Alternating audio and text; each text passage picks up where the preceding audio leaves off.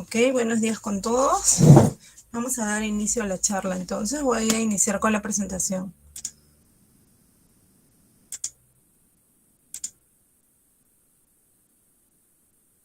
¿Me confirman, por favor, si se puede ver la pantalla completa?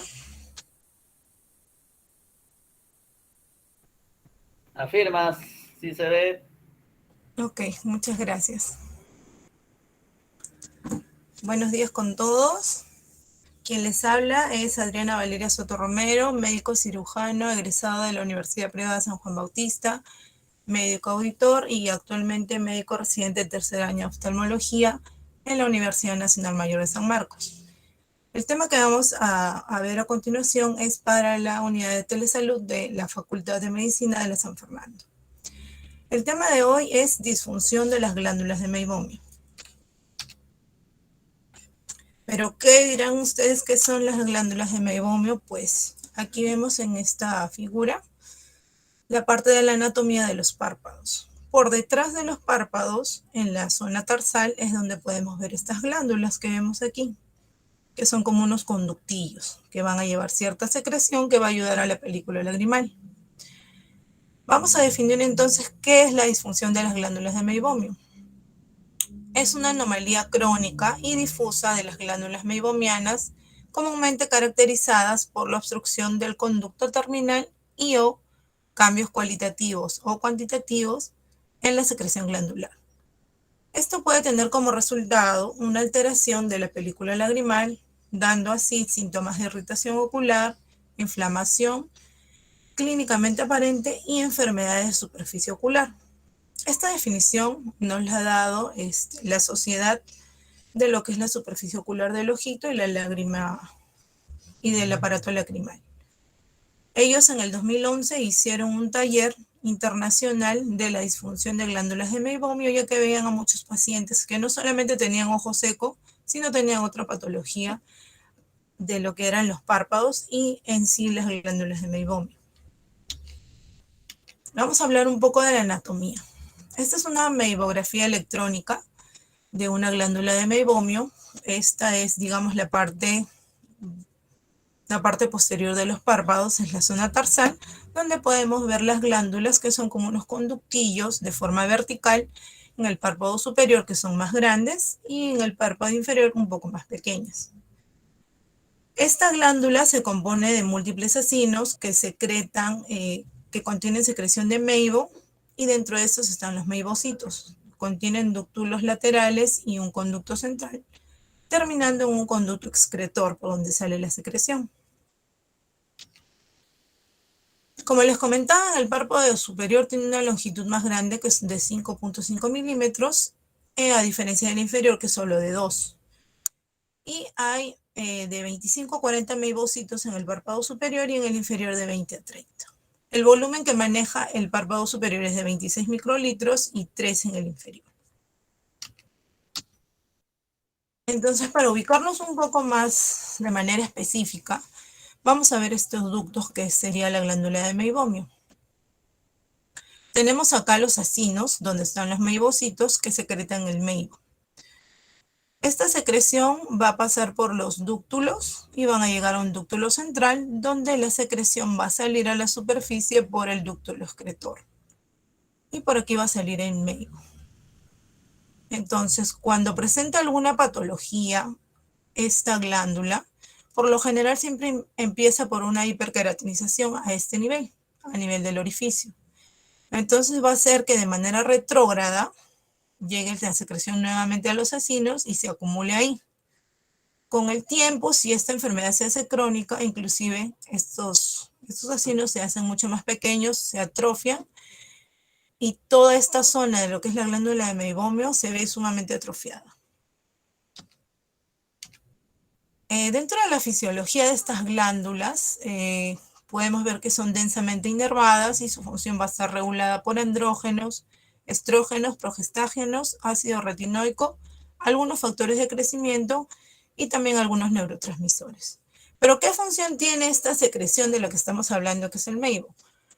Pues bien, esta secreción retarda la evaporación de la película lacrimal, previene la contaminación de la película lacrimal al proveer una barrera contra el sebo cutáneo. Disminuye la tensión superficial de las lágrimas y también provee un sello entre las márgenes palpebrales mientras dormimos. Además, provee una superficie ocular lisa y también mejora el esparcimiento de la estabilidad de esta película lacrimal. Entonces, como vemos, es sumamente importante para la película lagrimal, sobre todo porque esta parte lipídica hace que nuestra película lagrimal o nuestra lágrima no se evapore con facilidad y no tengamos posteriormente una enfermedad de ojo seco. En cuanto a la fisiopatología, podemos ver en esta gráfica que hay distintos factores que son factores de riesgo. Algunos medioambientales, otros que tienen que ver con la edad, sobre todo con la edad por encima de los 65 años, son sobre todo se presenta más en el sexo masculino y cuando los pacientes presentan alteraciones hormonales, ¿no? Entonces, como les explicaba, empieza con una hiperqueratinización de los conductos de meibomio. Esto hace que se obstruya el orificio meibomiano, causa éstasis de esta secreción del meibo, hace que los ductos se dilaten y por consiguiente finalmente llega una atrofia estrosacina, ¿no? Entonces, como resumen, vemos que tenemos los factores de riesgo, pueden ser genéticos también, sobre todo idiosincráticos. En la población asiática se presenta más o menos en un 60% a nivel mundial. En lo que es la población hispana como nosotros, aproximadamente se presenta un 40%. Luego llega una hiperqueratinización, una obstrucción, una dilatación quística de estos ductos y los acinos glandulares. Hay una atrofia por desuso, también pérdida de algunas glándulas, y finalmente llega una cicatrización de estos ductos. Entonces, conociendo la fisiología y la fisiopatología de esta enfermedad, vamos a hablar acerca de los factores de riesgo que tiene la población en general. Entonces, hay factores oculares, sistémicos, también farmacológicos y medioambientales.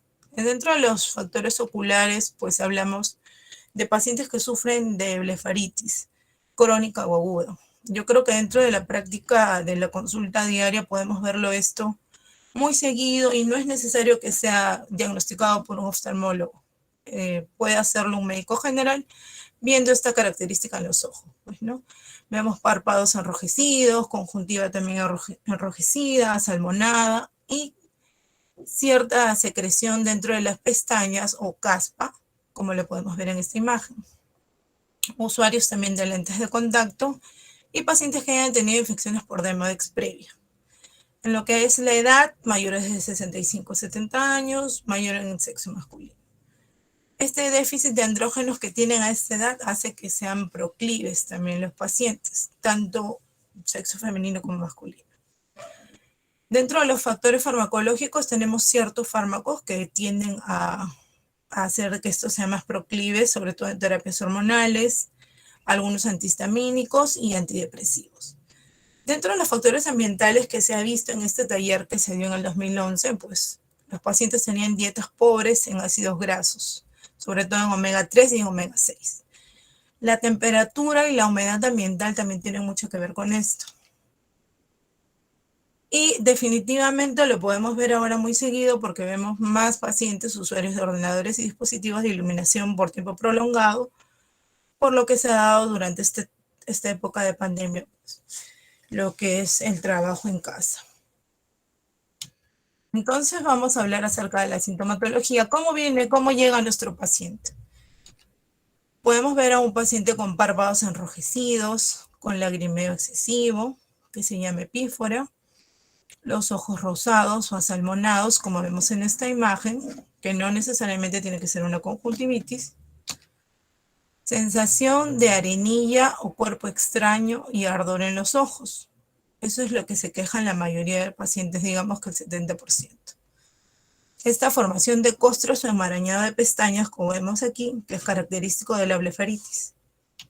Sensibilidad a la luz, inclusive pueden llegar a tener visión borrosa, pero es transitoria y mejora con el parpadeo, puesto que esto afecta la película lagrimal del ojo y su superficie ocular. ¿Cuáles son los hallazgos entonces que vamos a encontrar en estos pacientitos? Como les mencionaba, No es necesario llevarlos a una lámpara de hendidura para poder ver estas estructuras y las anomalías de estos. Por ejemplo, como podemos ver aquí, hay una tilosis que digamos que es el borde palpebral que presenta irregularidades. Es bastante evidente. Y aquí, este pacientito en este caso presenta distiquiasis, que es la formación de las pestañas, pero para adentro. Esto hace que estas pestañitas laceren la córnea. Entonces vamos a tener un paciente que se queja probablemente de mucho dolor y es simplemente este mal crecimiento de las pestañas. Madarosis cuando ya no hay pestañitas, hay una zona donde no hay pestañitas, y la malposición, que es la distiquiasis. Otro hallazgo clínico que podemos encontrar al momento de evaluar a nuestro paciente es observar la línea, que es la línea de Marx, digamos que en donde inicia la parte del párpado y la unión con la córnea. Ahí es donde podemos ver este tipo de putting, por ejemplo aquí, que es una elevación de estas glándulas que la podemos evidenciar. Otra cosa que podemos evidenciar en este tipo de pacientitos es la acumulación de grasa dentro de estas, y se llama cupping o cúpula de grasa queratinizada dentro del orificio de salida de estos conductos de las glándulas de Meibomian. Inclusive en algunos pacientes podemos ver neovascularización, como vemos aquí, o telangiectasias. También se puede estrechar el orificio y en estos casos se puede hacer pues un abombamiento con una cánula. Otro hallazgo dentro de los acinos es poder, como les digo, diferenciarlo, sobre todo en esta línea, y podemos ver un cupping glandular aquí, ¿no? Que es como una elevación, como una dilatación quística al borde del inicio de los acinos. Otra cosa que podríamos observar también es el crecimiento de chalacio, que es la obstrucción de esta glándula de meibomio por el sebo, que se infecta y pues hace esta inflamación a nivel del párpado. Como sabemos, el tratamiento para chalación es simplemente antibiótico. Luego de 4 semanas, si es que no ha bajado este tipo de chalación o este tipo de dilatación, ahí sí recién se pensaría en una extracción o un coretaje que se puede hacer en un tópico. Otro hallazgo clínico que hacemos a diario en el consultorio es pues valorar cómo está la secreción meibomiana. Y nos ayudamos de estos dispositivos para poder presionarlo. Cuando vemos este tipo de secreción, que es como pasta dental, hablamos de una enfermedad de disfunción de la glándula de meibomio crónica. Y vamos a echarle mano a bastantes manejo de tratamiento, tanto en casa como médico. Entonces, el diagnóstico es básicamente clínico, pero también tenemos algunos cuestionarios que nos pueden ayudar a valorar la severidad de estos casos. Aquí les traigo uno de los cuestionarios del Ocular Surface Disease Index, que consta de 20 preguntas, donde vienen puntuadas del 0 al 4, que básicamente son para ver cuáles son las molestias diarias del paciente, ¿no? Entonces hacemos la suma del puntaje, y si este puntaje es de 0 a 12 es normal. De 13 a 22 hablamos de una disfunción glandular de meibomio leve, de 23 a 32 moderada y de 33 a 100 de algo severo.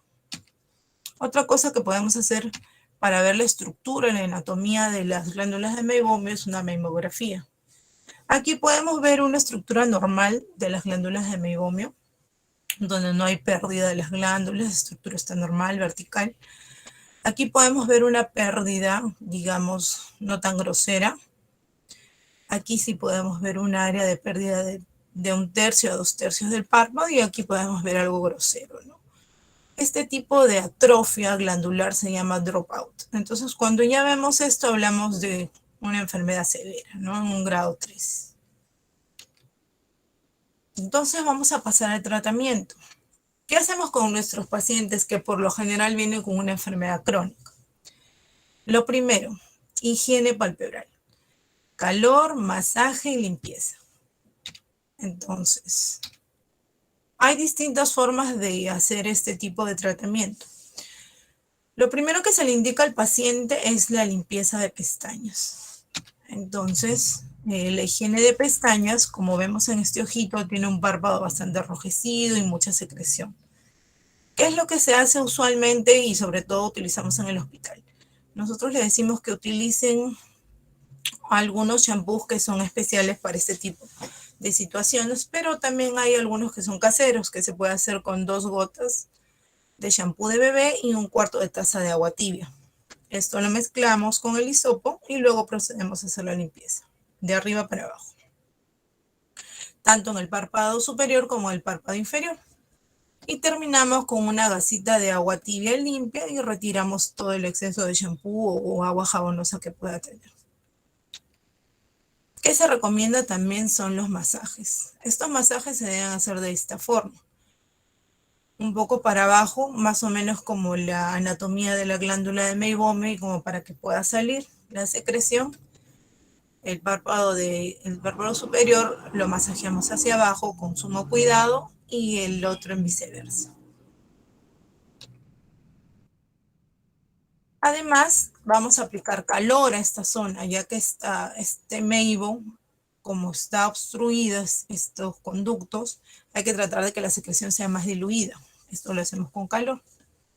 Ahora, existen ciertos antifaces que nos dan la facilidad de controlar el calor aquí y también hacer estos movimientos de masaje, que los tenemos aquí en el país.